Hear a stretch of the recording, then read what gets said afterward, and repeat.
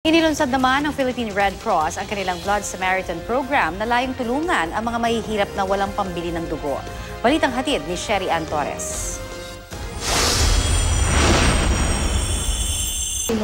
Nilagyan sila ng baka. 2 beses nang naoperahan dahil sa tumor ang 31 anyos na si Huldita de la Gracia dito sa East Avenue Medical Center. Sa mga operasyong iyon, nangailangan siya ng 8 bag ng dugo. Sasalang na naman sa ikatlong operasyon si Huldita. Kaya ang kaibigan si Aleli nakikiusap sa mga may mabubuting kalooban na tulungan sila. Kasi wala rin po kasi sila talagang mahirap din. Kahit na lang po para sa kanya.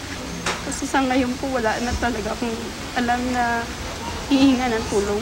Sana po may mabuting kalooban, naawa na tumulong sa kaibigan ko. Ang mga gaya ni Huldita at marami pang walang sapat na pambili ng dugo ang target tulungan ng Philippine Red Cross sa kanilang Blood Samaritan program. Sa programang ito, pwede magbigay ng donasyong pera ang sinuman pambili ng dugo ng mahirap na mangangailangan nito. Ang bawat 450cc na bag kasi ng dugo aabot sa 1,500 hanggang 1,800 pesos. Kung ikaw nagbigay ng Blood Samaritan ng 1,800, para ka na rin nagbigay ng dugo. Di ba?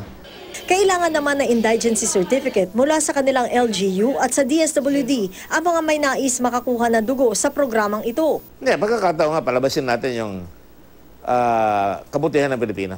Kung ikaw ay bata, gusto mong may allowance kang extra, gusto ko makatulong sa tao, bibigyan mo yung Red Cross ngayon. Pero hindi namin sabihin sa'yo kung paano namin binigay yan. Papakita lang namin kung saan ginastos siya. Ang World Health Organization o WHO, itinakdang dapat di bababa sa 1% ng kabuoang populasyon ang bilang ng mga regular blood donor. Ibig sabihin, kailangan ng 1 milyong Pilipinong blood donors para matugunan ang populasyon nating aabot sa 100 milyon. Huwag nila namang intindihin yung, kasi karayom lang naman yan, hindi naman siguro masaktan ka ng tudong. Pag nag-donate ka, diba, sige, may napatulong. Sa ngayong araw, may napatulungan na naman ako. Sa blood collection room na ito, dinadala ng Philippine Red Cross yung mga tao na gustong mag-donate ng dugo para sa kanilang kapwa. Ayon sa Red Cross, ang karaniwan na donasyon ng isang tao umaabot sa 450 ml o cc yung dami ng dugo. At ang dami ng dugo na ito, kaya raw magsalba ng buhay ng mula 3 hanggang 4 na tao.